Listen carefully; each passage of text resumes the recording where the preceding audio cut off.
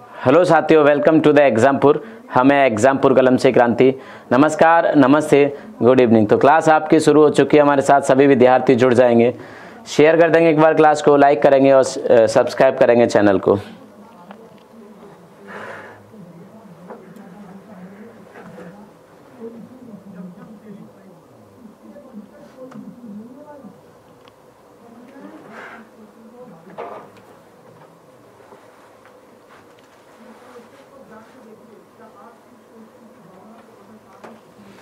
तो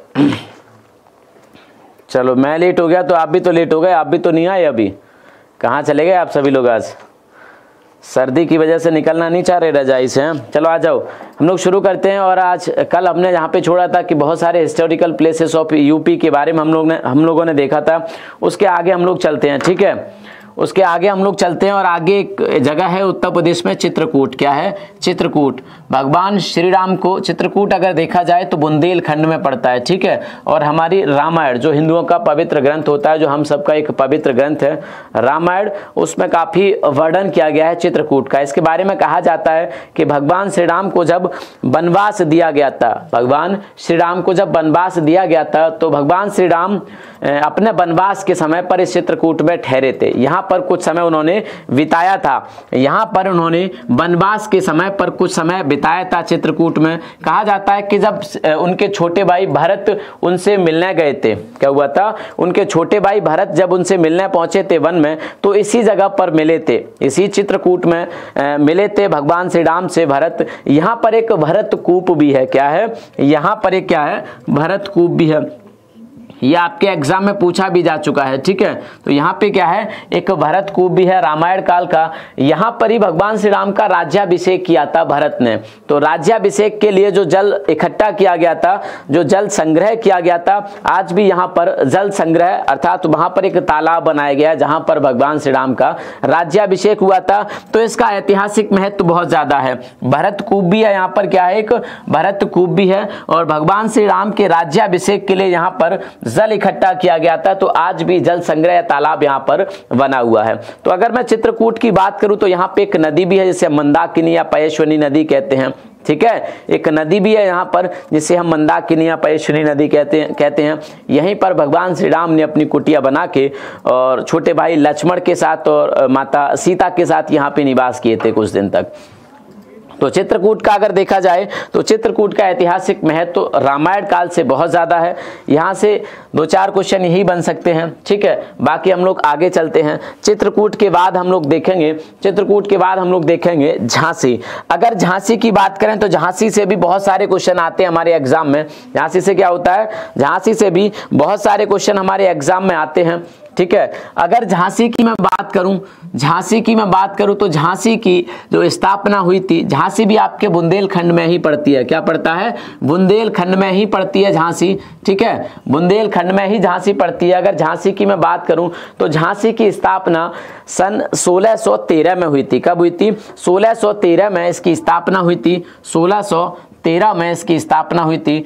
वीर सिंह बुंदेला यहाँ के एक शासक थे, जो कि एक इसका आसपास का क्षेत्र था, उसको कहते थे ओरछा। क्या कहते थे? ओरछा। ओरछा के शासक थे 1613 में वीर सिंह बुंदेला। हाँ, ओरछा के शासक थे। अब तो आ जाओ आप लोग, क्लास तो शुरू हो चुकी है, अब आप तो आ जाओ। तो वीर सिंह बुंदेला जो कि ओरछा के शासक थे, क्या थे? ओरछा के शासक थे वीर सिंह बुंदेला। इन्होंने वीर सिंह बुंदेला, ठीक है। कौन? वीर सिंह बुंदेला। इन्होंने झांसी को बसाया। इन्होंने क्या किया? झांसी को बसाया। अरे तो फिर चलो आ जाओ, ठीक है। हाँ चलिए, हाँ तो क्या था? वीर सिंह बुंदेला ने इसको क्या किया था? इसको बसाया था। 1732 ईस्वी के बारे में जो हम कह सकते हैं, यहाँ के एक शासक थे जिसको जैतपुर का शासक कहते थे, उनके पास तक रही झांसी 1713। झांसी कभी सत्ता का केंद्र नहीं बनी थी अब तक।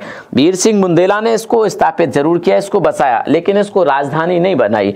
ओरछा के शासक उनको कहा जाता था, ओरछा में निवास करते थे। उसके बाद ये जैतपुर के शासक के पास पहुंच गई और 1732 में जैतपुर के शासक से ये पेशवा बाजीराव के पास पहुंची। किसके पास? पेशवा बाजीराव के पास पहुंची 1732 में। जैतपुर के शासक ने इसे सुपुर्द कर दिया, जैतपुर के शासक ने इसे सुपुर्द कर दिया पेशवा बाजीराव को। और उसके बाद जो झांसी थी वो मराठाओं के हाथ में रही। किसके हाथ में रही? मराठाओं के हाथ में रही। यहाँ पर एक राजा थे जिनका नाम था गंगाधर राव। गंगाधर राव से बाद में रानी लक्ष्मीबाई की शादी होती है, विवाह होता है और गंगाधर राव की जल्दी ही मृत्यु हो जाती है और झांसी की जो शासक बनते हैं रानी लक्ष्मीबाई, झांसी की शासक बन जाती हैं रानी लक्ष्मीबाई।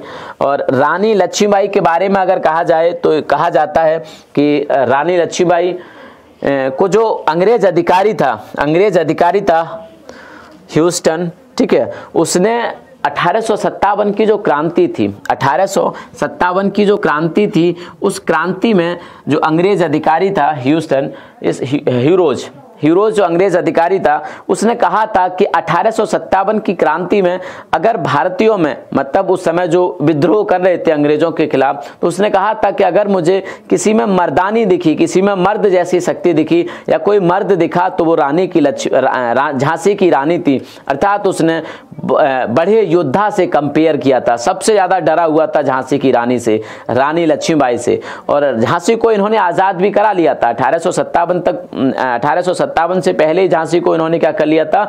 झांसी का विलय कर लिया था। झांसी का अंग्रेजों ने विलय कर लिया था, झांसी का विलय कर लिया था, ठीक है, हाँ, झांसी का विलय कर लिया गया था डलहौजी के विलय नीति के कारण। डलहौजी की जो विलय नीति थी, क्या थी? डलहौजी की जो विलय नीति थी, इस विलय नीति के माध्यम से झांसी को क्या कर लिया गया? ब्रिटिश राज्य में मिला लिया गया। बाद में 1857 की जो क्रांति हुई थी तो इसको स्वतंत्र करा लिया रानी लक्ष्मीबाई ने। इसको क्या करा लिया? स्वतंत्र करा लिया रानी लक्ष्मीबाई ने। लेकिन ये जून 1858 में फिर से झांसी जो थी अंग्रेजों के पास चली गई और रानी को इस युद्ध में वीर गति प्राप्त हुई, ठीक है। 18 जून 1858 को रानी की मृत्यु हो जाती है लड़ते हुए और झांसी फिर ब्रिटिश साम्राज्य में चली गई और तब से लेके अब तक संयुक्त प्रांत का हिस्सा है और आज यूपी का हिस्सा है। क्वेश्चन बनते हैं, झांसी की स्थापना किसने की या झांसी की स्थापना कब की गई? तो 1613 ईस्वी में, 1613 ईस्वी में झांसी की स्थापना की गई। कभी कभी 1857 की क्रांति से क्वेश्चन बन जाता है तो वो हम इतिहास में देखेंगे, ठीक है। जब 1857 की क्रांति पढ़ेंगे उस समय हम इसको देखेंगे। 1857 की क्रांति में हम लोग इस समय देखेंगे।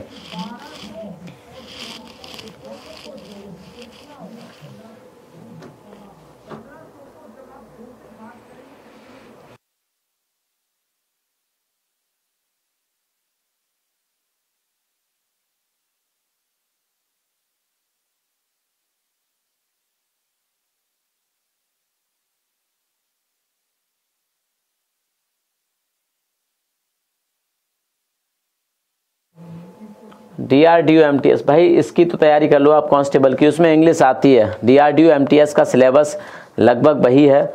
इंग्लिश प्री में नहीं आएगी, सेकंड पेपर में इंग्लिश आएगी, ठीक है। इंग्लिश प्री में नहीं आएगी। प्री का जो सिलेबस है वो रीजनिंग है, जनरल अवेयरनेस है और मैथ है, ठीक है। प्री में इंग्लिश नहीं आएगी। अगला जो पेपर होगा उसमें इंग्लिश पूछी जाएगी, ठीक है, उसमें इंग्लिश पूछी जाएगी। आगे हम लोग बात करते हैं जौनपुर की। किसकी बात करते हैं? जौनपुर की बात कर लेते हैं।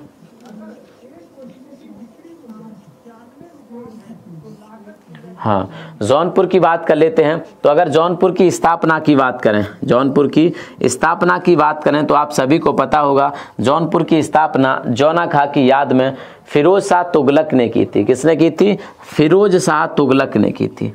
फिरोज शाह तुगलक ने की थी अपने भाई फिरोज शाह तुगलक, ठीक है। फिरोज शाह तुगलक ने की थी, तुगलक ने की थी अपने भाई जौना खां की याद में, ठीक है, जौना खां की याद में। इसलिए इसका, और जौना खां कौन था? शासक था, मोहम्मद बिन तुगलक जौना खां था, ठीक है। तो जौना खां की याद में इन्होंने क्या किया?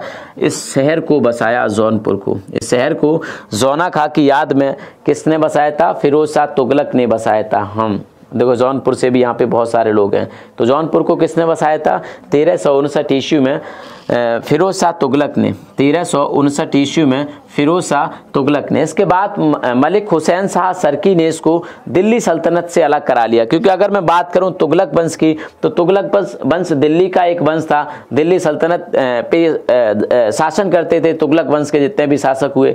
जौनपुर भी दिल्ली सल्तनत का हिस्सा था। जौनपुर भी क्या था? दिल्ली सल्तनत का हिस्सा था। लेकिन तुगलक वंश जब थोड़ा सा इसका पतन शुरू हुआ, उसके बाद एक स्वतंत्र राज्य बन गया जौनपुर, और मलिक हुसैन शाह सरकी ने यहाँ पर क्या कर लिया? अपना राज्य स्थापित करा लिया। और उसी के समय सरकी शैली की बहुत सारी इमारतें यहाँ पर बनवाई गई हैं। सरकी शैली की जो वहाँ पर इमारतें हैं, अटाला मस्जिद वगैरह, वो उसी समय की बनाई गई हैं जब जौनपुर को स्वतंत्र करा लिया था दिल्ली से। जौनपुर को जब स्वतंत्र करा लिया था दिल्ली से। 1489 में जब दिल्ली का शासक बनता है सिकंदर लोदी, 1489 में जब दिल्ली का शासक बनता है सिकंदर लोदी, और सिकंदर लोदी ने इस सरकी शासकों के खिलाफ युद्ध छेड़ दिया। सिकंदर लोदी 1489 में शासक बनता है दिल्ली का। इसने इन सरकी शासक जो थे जौनपुर के, क्योंकि दिल्ली सल्तनत का ही हिस्सा था, इसने इनके खिलाफ युद्ध छेड़ा और 1492 में फिर से जौनपुर को कहाँ मिला लिया?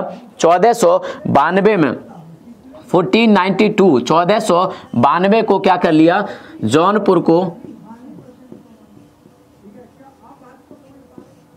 हाँ 1492 को जौनपुर को फिर से दिल्ली में मिला लिया।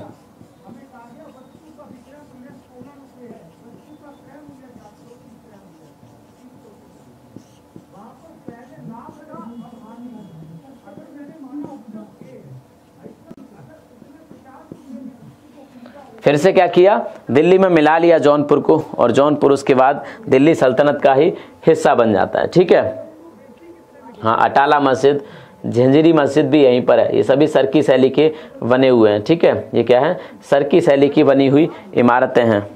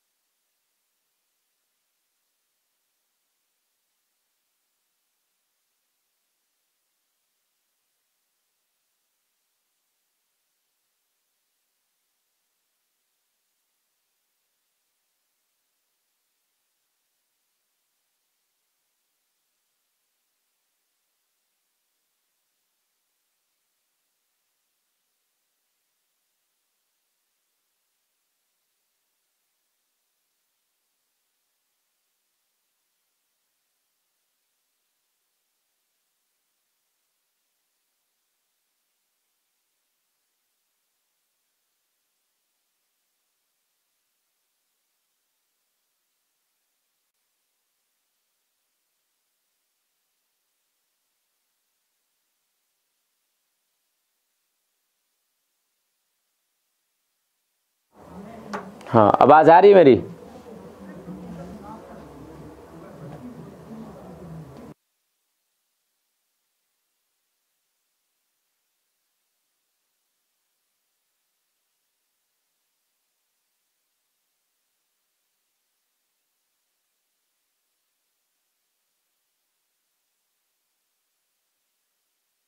चलिए आवाज आ रही होगी। ठीक है, इसके बाद हम लोग बात करते हैं मगहर। किसकी बात करते हैं? मगहर। अगर मैं मगहर की बात करूं तो ये वर्तमान में संत कबीर नगर जनपद में स्थित है। कहां पर? संत कबीर नगर जनपद में स्थित है। संत कबीर नगर जनपद में स्थित है। इस मगहर को कहा जाता है कि ये हिंदू मुस्लिम एकता का प्रतीक है। क्या कहा जाता है? ये हिंदू मुस्लिम एकता का प्रतीक है। मगहर को हिंदू मुस्लिम एकता का प्रतीक माना जाता है। मगहर को क्या माना जाता है? हिंदू मुस्लिम एकता का प्रतीक, हिंदू मुस्लिम एकता का प्रतीक माना जाता है। एकता का प्रतीक माना जाता है मगहर। हाँ, और यहीं पर क्या हुआ था? कबीर की मृत्यु हुई थी। यहीं पर कबीर की मृत्यु हुई थी। आप सब ने कबीर के दोहे बहुत पढ़े होंगे, और यहीं पर कबीर की मृत्यु हुई थी, और यहीं पर हर वर्ष मगहर उत्सव मनाया जाता है। क्या मनाया जाता है? यहीं पर हर वर्ष मगहर उत्सव मनाया जाता है। मगहर उत्सव मनाया जाता है। ठीक है, मगहर उत्सव मनाया जाता है। यहाँ पर हर वर्ष मगहर उत्सव मनाया जाता है। हाँ, मगहर उत्सव मनाया जाता है हर वर्ष यहाँ पे। तो अगर मैं बात करूँ मगहर की, तो संत कबीर नगर जनपद में स्थित है आपका मगहर। कहाँ पर स्थित है? संत कबीर नगर जनपद में स्थित है आपका मगहर। हिंदू मुस्लिम एकता का प्रतीक माना जाता है। हिंदू मुस्लिम एकता का प्रतीक माना जाता है आपका मगहर। ठीक है, मगहर क्या माना जाता है? हिंदू मुस्लिम एकता का प्रतीक माना जाता है। कबीर की यहाँ पर मृत्यु हुई थी, और यहीं पर मगहर उत्सव मनाया जाता है प्रतिवर्ष। ठीक है,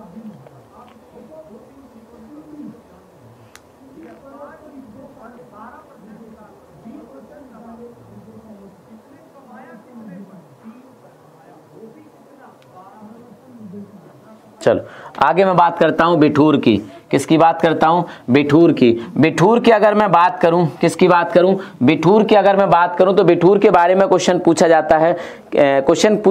मैं बताता हूं। बिठूर की अगर बात करूं तो बिठूर आपके कानपुर के पास है। कहां पर है? कानपुर के पास है।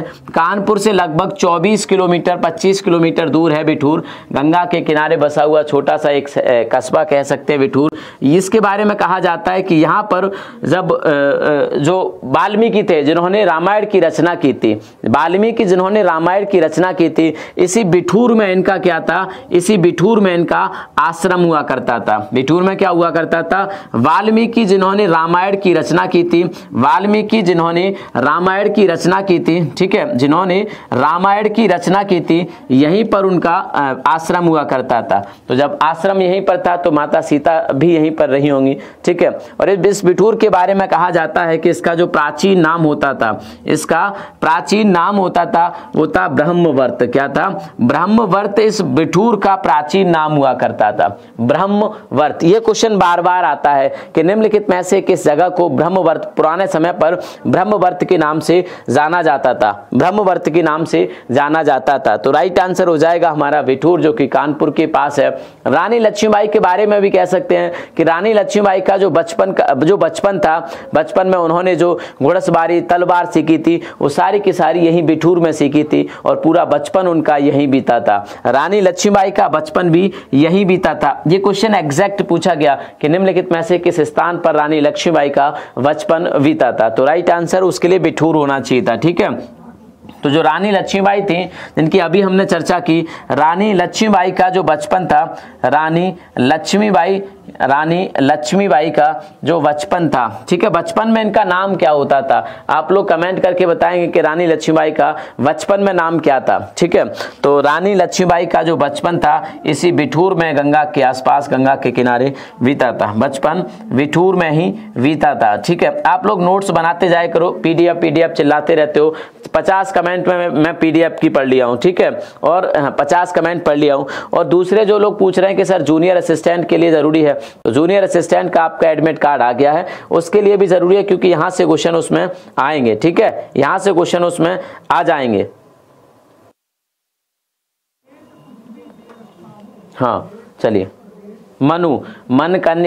मणिकर्णिका या मनु, बिल्कुल सही हो जाएगा राइट आंसर।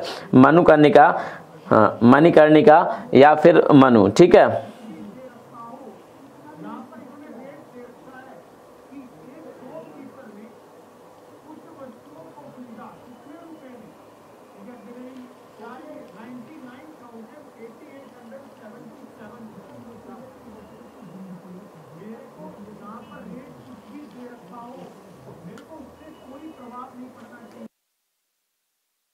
छबीली, छबीली भी बता रहे हैं कुछ लोग।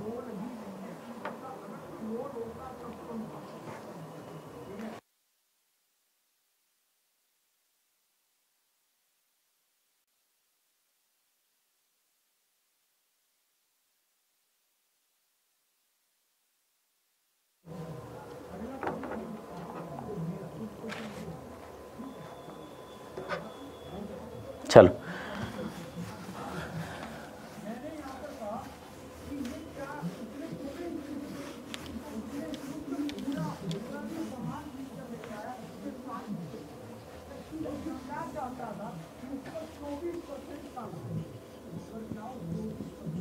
इसके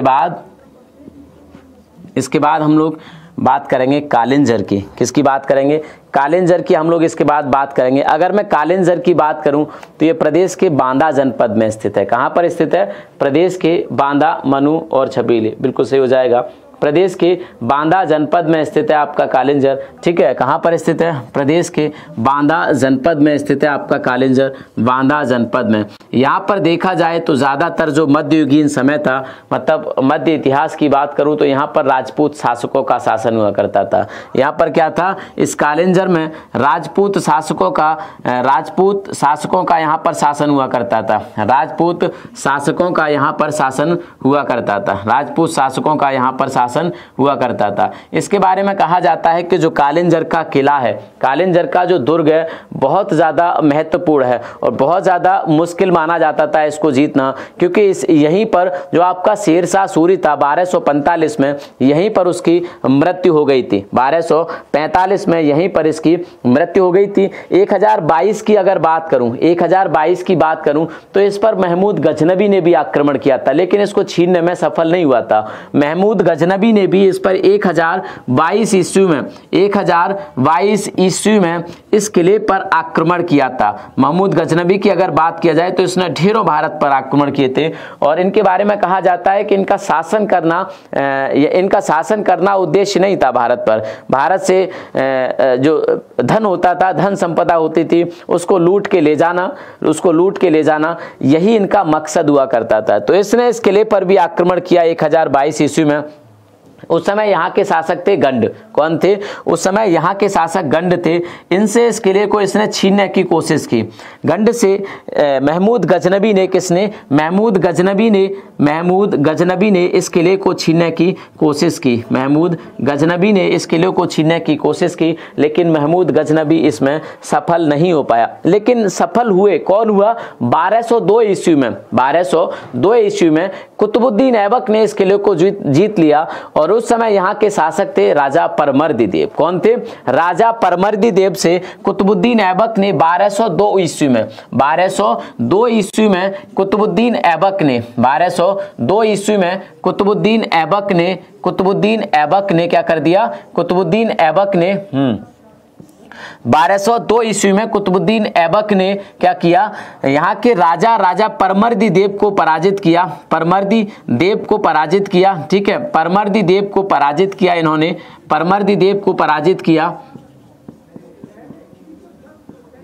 हाँ, राजा परमर्दी देव को पराजित किया और इसको जीत लिया। और इसको क्या कर लिया? इसको जीत लिया। इसके बाद यहाँ पर इसको 1202 ईस्वी के बाद फिर दिल्ली सल्तनत का ही हिस्सा इसको बनाया। दिल्ली के सुल्तानों का भी शासक रहा यहाँ पर, दिल्ली के सुल्तानों का भी यहाँ पर शासन रहा।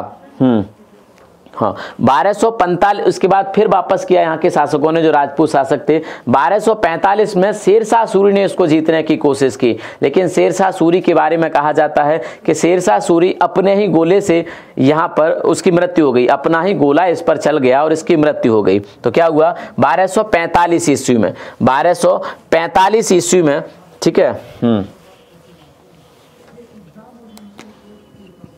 1245 ईस्वी में शेरशाह सूरी की मृत्यु इसी कालिंजर दुर्ग को जीतने में हुई। इसी कालिंजर दुर्ग को वो जीतना चाहता था 1245 में। 1245 में शेरशाह सूरी की यहीं पर मृत्यु हुई। ठीक है, शेरशाह सूरी की मृत्यु हो गई, लेकिन शेरशाह सूरी तो नहीं इसको जीत पाया। हुमायूं भी इसको नहीं जीत पाया, लेकिन अकबर ने इसे ज़रूर जीता। अकबर ने क्या किया, इसको ज़रूर जीता 1569 में।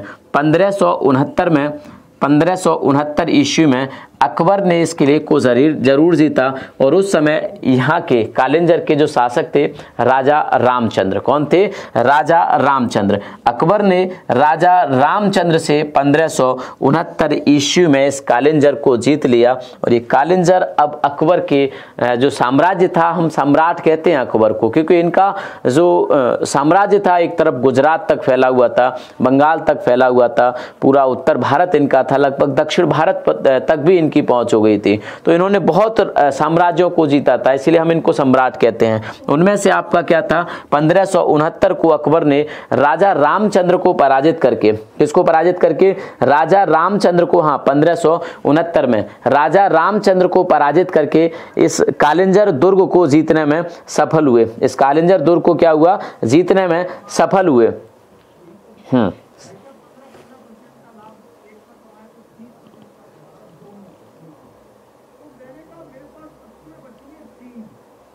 चलिए इसके बाद हम लोग बात करते हैं कालपी की। किसकी बात करते हैं, कालपी की बात करते हैं। कालपी में अगर वर्तमान में देखा जाए तो ये कागज का काम यहाँ पर बहुत किया जाता है। कालपी में कागज का काम बहुत किया जाता है। अगर मैं बात करूं कालपी की तो कालपी की अगर मैं बात करूं तो हमारे प्रदेश के जालौन जनपद में स्थित है। कहां पर है ये, वर्तमान में अगर देखा जाए तो हमारे प्रदेश के जालौन जनपद में आपकी कालपी स्थित है। कभी कभी पूछ लिया जाता है कि जो कालपी है वो किस नदी के किनारे बसी हुई है, कालपी है वो किस नदी के किनारे बसी हुई है, तो आपके यमुना नदी के किनारे, किसके किनारे, यमुना नदी के, हाँ यमुना नदी के किनारे आपकी कालपी बसी हुई है। यहाँ पर राजा जो अकबर हुआ करते थे, सम्राट अकबर, उनके एक मंत्री थे जिनका नाम था बीरबल, जिनका बचपन का नाम था महेश दास। इन महेश दास का जन्म यहीं पर हुआ था। कहाँ पर, कालपी में हुआ था, कालपी में हुआ था इन महेश दास का जो जन्म हुआ था। लेकिन उससे पहले की बात करें, लगभग 10वीं शताब्दी के बारे में हमें इतिहास में पढ़ने को मिलता है। तो यहाँ पर जो 10वीं शताब्दी थी, क्या थी, 10वीं शताब्दी थी। 10वीं शताब्दी में यहाँ पर चंदेल शासकों का शासन हुआ करता था। चंदेल शासकों का यहाँ पर शासन हुआ करता था। चंदेल शासकों का यहाँ पर शासन हुआ करता था। लेकिन 12वीं शताब्दी में इसको कुतुबुद्दीन ऐबक ने ही जीत लिया। कुतुबुद्दीन ऐबक ने ही कालिंजर को भी जीता था और कालपी को भी जीत लिया। तो 12वीं शताब्दी में, 10वीं शताब्दी में हमें पता लगता है कि यहाँ पर चंदेल शासकों का शासन हुआ करता था। लेकिन 12वीं शताब्दी में क्या हुआ, 12वीं शताब्दी में यहाँ पर कुतुबुद्दीन ऐबक ने इसको जीत लिया। कुतुबुद्दीन ऐबक ने इसको जीता और दिल्ली सल्तनत का हिस्सा बनाया। किसको, कालपी को। लेकिन कालपी फिर एक बार स्वतंत्र हुई। क्या हुआ, कालपी फिर एक बार स्वतंत्र हो गई।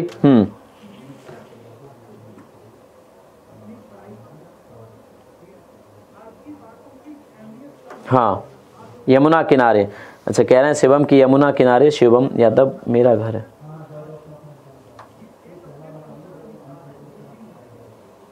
चलेगा। क्या हुआ, कालपी एक बार फिर स्वतंत्र हुआ और दिल्ली सल्तनत से अलग हुआ। लेकिन ये एक मुस्लिम साम्राज्य बन गया, मुस्लिम एक क्षेत्र बन गया। यहाँ पर मुस्लिम शासकों का कब्जा हुआ। मालवा के एक शासक थे हुसैन शाह, 1435 में उन्होंने इस पर कब्जा कर लिया। 1435 में मालवा के शासक हुसैन शाह ने इस पर कब्जा कर लिया। लेकिन बाद में फिर से अकबर के हिस्से में आया। अकबर ने इस कालपी को भी जीता और बाद में फिर से दिल्ली सल्तनत का हिस्सा बन गया। क्वेश्चन पूछा जाता है बीरबल को लेके, बीरबल का जन्म कहाँ पर हुआ था। तो बीरबल का बचपन का नाम कभी कभी पूछा जाता है और यहाँ पर बीरबल का जन्म पूछा जाता है। तो इसी कालपी में बीरबल का जन्म हुआ। और दूसरा क्वेश्चन पूछा जाता है कि बीरबल महल कहाँ पर है, बीरबल अकबर के द्वारा निर्मित बीरबल महल कहाँ पर बना हुआ है। तो इसी कालपी में, जो कि इनका गृह नगर हुआ करता था, यहीं पर जो बीरबल हुआ करते थे उनका जन्म हुआ। यहीं पर बीरबल का जन्म हुआ था, इसी कालपी में, जो कि जालौन जनपद में है। ठीक है, जालौन जनपद में है।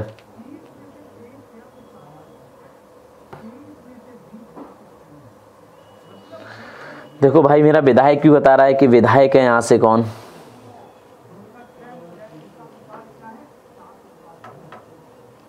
चलिए इसके बाद हम लोग चलते हैं, हाँ इसके बाद हम लोग चलते हैं वाराणसी।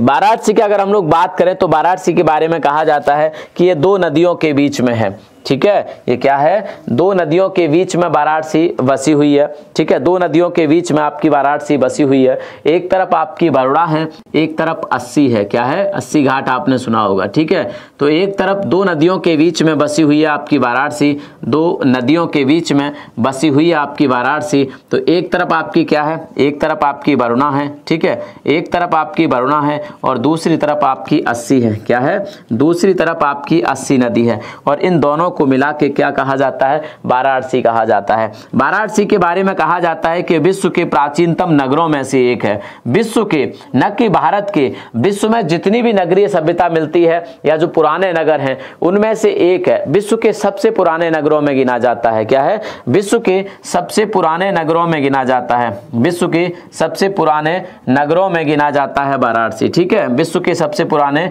नगरों में गिना जाता है, सबसे पुराने नगरों में गिना जाता है वाराणसी। ठीक है, पुराने नगरों में गिना जाता है वाराणसी, विश्व के सबसे पुराने नगरों में गिना जाता है। वाराणसी के बारे में जो सबसे पहला प्रमाण मिलता है, कह सकते हैं कि जो वर्णन मिलता है वो हमारे अथर्ववेद में मिलता है। किस में मिलता है, वाराणसी का जो पहला जो सबसे पहला वर्णन मिलता है वो हमारे अथर्ववेद में मिलता है। महाभारत काल में भी इसकी चर्चा की गई है, रामायण में भी वाराणसी की चर्चा की गई है।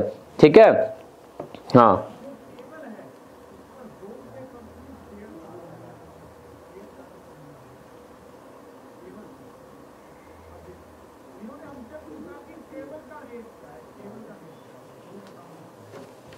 BHU में है। चलिए हम इसके आगे देखेंगे।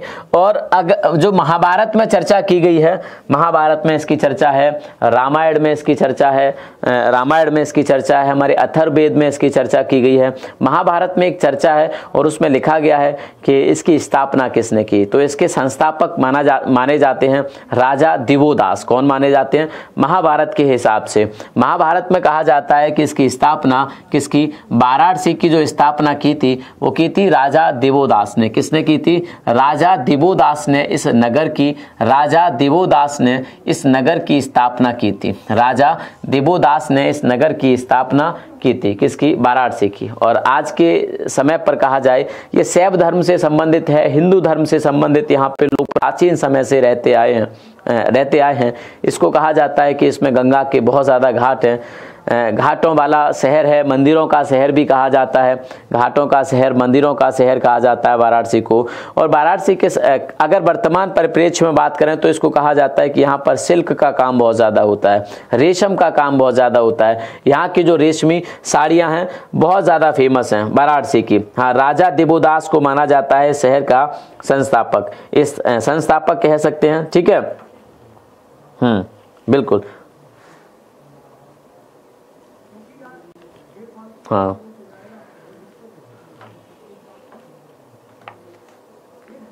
शिवम सिंह भाई पाकिस्तान से हो आप, तो पाकिस्तान के बारे में हम क्या कह सकते हैं भाई, मुझे तो पता ही नहीं कुछ पाकिस्तान के बारे में।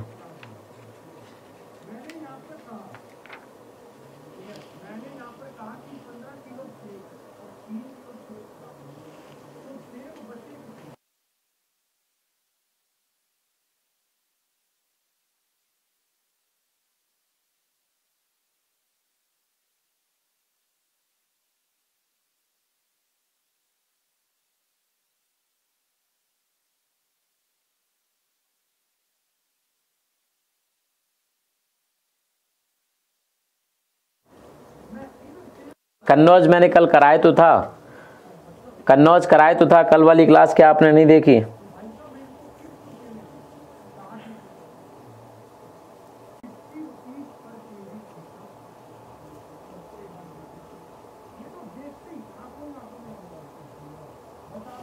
चलो यहाँ पर हम बात करते हैं महोबा की। किसकी बात करते हैं? महोबा के बारे में कहा जाता है कि महोबा जो आपके हमीरपुर है इसके पास का ही डिस्ट्रिक्ट है। महोबा की अगर हम लोग बात करें, किसकी बात करें? महोबा की बात करें तो महोबा के बारे में कहा जाता है कि 831 ईस्वी में, कब 831 ईस्वी में महोबा अपने चंदेल शासकों का क्या बना, चंदेल शासक। महोबा क्या बना, जो चंदेल शासक हुआ करते थे जिनमें से जेजाक भुक्ती एक थे। कौन थे, जेजाक भुक्ती एक थे। तो चंदेल शासकों की राजधानी बना, क्या बना, चंदेल शासकों की 831 ईस्वी में, 831 ईस्वी में चंदेल शासकों की राजधानी बना, जिसमें से जुझौती या जेजाक भुक्ती, कौन, जुझौती या जेजाक भुक्ती, जुझौती या जेजाक भुक्ती यहाँ के शासक हुआ करते थे। बाद में इस महोबा पर तुर्कों का आक्रमण भी किया गया, तुर्कों का आक्रमण किया गया और तुर्कों ने अपने आधिपत्य में इसको ले लिया। किसको, महोबा को तुर्कों के आधिपत्य, महोबा आपका तुर्कों के आधिपत्य में चला गया। तो अगर इसकी शुरुआती बात करें तो 831 में कहा जाता है कि महोबा आपके चंदेल शासकों की राजधानी बना। जेजाक भुक्त यहाँ का शासक हुआ करता था उस समय जब इसको राजधानी 831 ईस्वी में बनाया गया। बाद में ये तुर्कों ने इस पर आक्रमण किया और तुर्कों के आधिपत्य में आपका महोबा चला गया। वर्तमान परिप्रेक्ष्य की बात करें तो महोबा आपके पान की खेती के लिए बहुत ज़्यादा प्रसिद्ध है। महोबा हमारे जनपद, हमारे प्रदेश का ऐसा जनपद है जिसकी पॉपुलेशन सबसे कम है, जिसकी पॉपुलेशन सबसे कम है, लगभग 8,30,000 के आसपास, इस 8,75,000 के आसपास इस डिस्ट्रिक्ट की पॉपुलेशन है और पान की खेती के लिए बहुत ज़्यादा प्रसिद्ध है महोबा। ठीक है, अनुपम राज कह रहे हैं मेरा नाम नहीं लेते। भाई नाम लेने का वक्त नहीं है आज, मैं वैसे भी नाम इसलिए ले रहा हूं कि थोड़ा सा मन नहीं कर रहा। पढ़ना चाहिए, आपका एग्जाम कभी भी आ सकता है। ठीक है, हाँ एग्जाम ना आपका कभी भी आ सकता है। बाकी का मैं कल कराऊंगा, बाकी का जो भी क्लास होगी मैं कल कराऊंगा बहुत सारे। ठीक है, अभी भी बहुत सारे छूटे हुए हैं। कल हमारी फास्ट क्लास चलेगी, टेंशन मत लेना बिल्कुल भी। ठीक है, तो कल पढ़ेंगे, लेकिन उससे पहले कल, आज हमारी 1 बजे एक और क्लास होगी, 1 बजे, तो उस क्लास में भी आप सभी लोग उपस्थित रहेंगे। ठीक है, 1 बजे की क्लास में भी आप सभी लोग उपस्थित रहेंगे। बाकी के जितने बच्चे हुए, अभी भी बहुत बच्चे हैं, जैसे कि आपका कानपुर है, गोला गोकर्णनाथ है, संकीसा है, बहुत सारे अभी भी बच्चे हुए हैं। हम लोग इनके बारे में कल देखेंगे। यहाँ से क्वेश्चन बहुत पूछे जाते हैं, बहुत सारे मंदिर पूछ ले जाते हैं कि मंदिर कौन से शहर में है, बहुत सारी चीज़ें, कोई भी किला पूछ लिया जाता है, किला कौन से शहर में है। जैसे यूपी SSS में पूछा गया था पागल बाबा का मंदिर, तो आप लोगों ने नहीं पढ़ा होगा। तो जब तक ये ऐसे चीज़ें नहीं पढ़ेंगे तब तक आप नहीं कर पाएंगे। हमारे पास अभी भीतरी गांव का मंदिर है, भीतरी है, ये सारी चीज़ें हमने देखनी है। कौशाम्बी हम देखेंगे, कौशाम्बी जो कि किसका, मथुरा है, कौशाम्बी है, मथुरा है, प्रयाग है, ये सारी चीज़ें अभी हम लोग कल देखेंगे। ठीक है,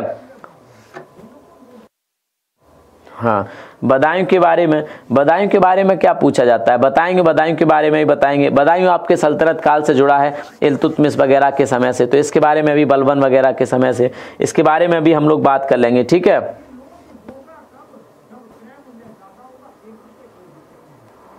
ठीक है, बाकी क्लास को लाइक करेंगे। मुझे लगता है आप लोगों ने ना आना छोड़ दिया है, तो इसका मतलब ये नहीं कि अगर एग्जाम की डेट नहीं आ रही या फिर अभी तक कोई फॉर्म वगैरह नहीं आया तो आप अपनी तैयारी बंद कर देंगे। अगर आप तैयारी बंद कर देंगे तो हजारों उन मित्रों से पीछे आप हो जाएंगे जो लगातार तैयारी कर रहे हैं, आप उन हजारों मित्रों से, अपना हजारों उन साथियों से पीछे हो जाएंगे जिनकी तैयारी पर कोई असर नहीं पड़ता, जो पेपर आए या थोड़ा सा लेट आए या पहले आए, इस चीज़ को न देखते हुए अपनी तैयारी में लगे रहते हैं। तो आप उन लोगों से पीछे हो जाएंगे। कोशिश करें कि आप उन लोगों से पीछे ना जाएं, अगर अपनी तैयारी आप अभी बना के रखोगे, तभी आप वहां तक पहुंच पाओगे। जैसे कि मैं अगर अभी टेस्ट लेने की बात करूं कि आपसे क्वेश्चन पूछने लग जाऊं, तो आपकी तैयारी कितनी है, जैसे कि उदाहरण के तौर पर मैं कुछ पूछूं, मान लेते हैं कि मैंने आपको पढ़ाया था, क्या प्रशासन पढ़ाया था ना, उत्तर प्रदेश की कार्यपालिका पढ़ाई थी, उत्तर प्रदेश की विधायिका के बारे में बताया था। वहाँ से अगर पूछ लिया जाए कि उत्तर प्रदेश के वर्तमान के विधानसभा अध्यक्ष कौन है, कभी भी पूछ लिया जाए आपसे विधान परिषद के सभापति कौन है, या फिर राज्यपाल को शपथ कौन दिलाता है, या फिर राज्यपाल का कार्यकाल कितना होता है, तो वो शायद मुझे नहीं लगता कि आपने रिपीट किया होगा। तो रिपीट जब तक नहीं करेंगे या रिविज़न नहीं करेंगे तब तक मुझे नहीं लगता कि आप अपनी तैयारी को अच्छा कर रहे हैं। सिर्फ वीडियो सुनने से या देखने से मुझे नहीं लगता कि आपकी तैयारी कंप्लीट हो जाएगी। आपको नोट्स बनाने पड़ेंगे प्रॉपर और अपनी तैयारी लगातार करनी पड़ेगी। अपनी तैयारी आपको लगातार करनी पड़ेगी, क्योंकि तभी कुछ हो पाएगा। बाकी आप क्वेश्चन भी पूछ सकते हैं, ठीक है, बाकी क्वेश्चन भी पूछ सकते हैं। हाँ, जूनियर असिस्टेंट का एडमिट कार्ड आ गया है।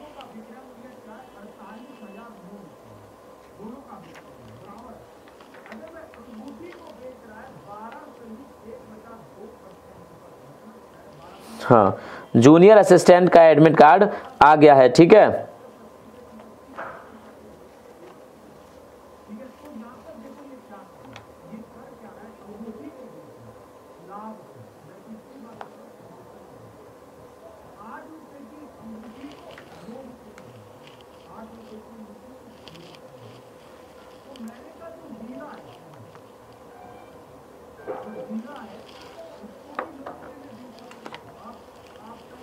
अच्छा चलो मैं एक क्वेश्चन पूछता हूँ आपसे, अयाजसा किसका नाम था? अयाजसा किसका पुराना नाम था? अयाजसा बताओ, ठीक है। अयाजसा किसका नाम था? और एक नाम होता है अहिछत्र, क्या होता है? अहिछत्र किसका नाम था? अयाजसा किसका नाम था? अयाजसा किस शहर का पुराना नाम हुआ करता था या प्राचीन नाम है? आप लोग बताइएगा।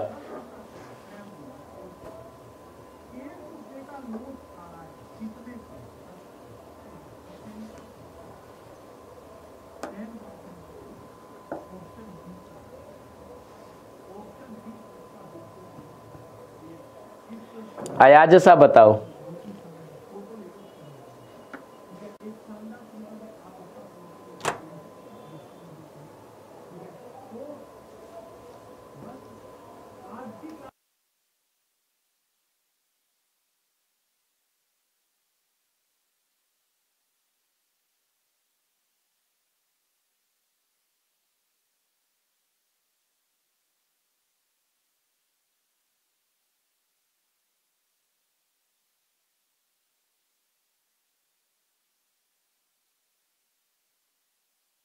मेरे पास आ रहा है अयोध्या, क्या आ रहा है? अयोध्या।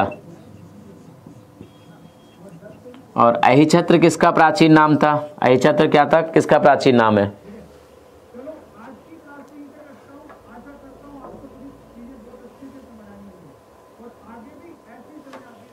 अयाजसा, सॉरी, अहिछत्र रामनगर का, किसका? रामनगर का। ये दोनों क्वेश्चन पूछे गए हैं, ठीक है। ये दोनों क्वेश्चन क्या है, आपसे पूछे गए हैं आपके एग्जाम में। चलेगा, कल हम लोग क्वेश्चंस करेंगे ढेर सारे, 30-40 क्वेश्चन नहीं, कल तो पहले के चैप्टर को कंप्लीट करेंगे, बाकी फिर हम लोग परसों क्वेश्चन करेंगे, क्योंकि आपका जूनियर असिस्टेंट का एग्जाम भी आ गया, तो 4-5 दिन में प्रैक्टिस करा दूँ आपकी सारे टॉपिक की, क्योंकि टॉपिक अगर मैं कराता रहूँगा तो मुझे नहीं लगता कि आगे टॉपिक कंप्लीट हो पाएंगे जूनियर असिस्टेंट के एग्जाम तक। जूनियर असिस्टेंट के एग्जाम तक मैं सारे दिन क्वेश्चन कराऊंगा कल कराने के बाद। कल इस चैप्टर को कंप्लीट करने के बाद, कल आपकी तारीख होगी कितनी? कल आपकी आज 19 है ना, कल 20 होगी, 20 को कंप्लीट कराने के बाद 21, 22 और 23, 3 दिन में क्वेश्चन कराऊंगा, ठीक है। तो जिनका भी आपका जूनियर असिस्टेंट का एग्जाम है, और ये 3 दिन के क्वेश्चन पूरे 3 दिनों में इस प्रकार से कराऊंगा कि सारे टॉपिक को कवर कर जाएं, सारे चैप्टर को ये तीनों दिन कवर कर जाएं, इस प्रकार से आपकी प्रैक्टिस कराऊंगा। कल ये जो बचा हुआ है इसमें मैं कंप्लीट करा दूं, ठीक है। कल कंप्लीट कराने के बाद बाकी आपकी 3 दिन में प्रैक्टिस कराऊंगा, और फिर जूनियर असिस्टेंट का एग्जाम देने जाएंगे। जूनियर असिस्टेंट में वैसे भी बहुत ज्यादा क्वेश्चन यूपी जीके के नहीं आते, जिसमें आते हैं वो है यूपी SSC, वीडियो जैसे को होता है आपका यूपी SSC का एग्जाम होता है, लोअर का होता है, और आपका यूपी SI का होता है, यूपी कांस्टेबल का होता है। इन एग्जाम में ज्यादा आते हैं, जूनियर असिस्टेंट में उतने नहीं आते यूपी जीके के क्वेश्चन, ठीक है। बाकी कल हम लोग कल करेंगे, तो ख्याल रखेंगे अपना। एक हमारा कोर्स है CGL और CHSL के लिए, किसका? CGL और CHSL के लिए हमारा एक कोर्स है 1499 का, ठीक है, 1499 का। तो आप अगर तैयारी कर रहे हैं CGL की, क्योंकि इसका टाइम डेट भी आ चुकी है, फॉर्म निकल चुके हैं, CHSL के फॉर्म भरे जा रहे हैं, CHSL के फॉर्म भरे जा रहे हैं, तो आप इसको फिल कर सकते हैं और कोर्स को ज्वाइन कर सकते हैं। साथ के साथ अगर आप DRDO की तैयारी कर रहे हैं, DRDO MTS की तैयारी कर रहे हैं, जो कि बहुत अच्छी जॉब है, ग्रेड C की जॉब है, क्या है? ग्रेड C की जॉब है। तो इस ग्रेड C की बहुत अच्छी जॉब है DRDO MTS में, ठीक है। तो DRDO MTS की जॉब के लिए भी आप अगर कोर्स को एक्सेस पाना चाहते हैं, परचेज करना चाहते हैं, तो भी आप 1499 में इस कोर्स की एक्सेस पा सकते हैं, ठीक है। चलेगा, बाकी कल मिलेंगे, तो थैंक यू, जय हिंद, जय भारत, थैंक यू।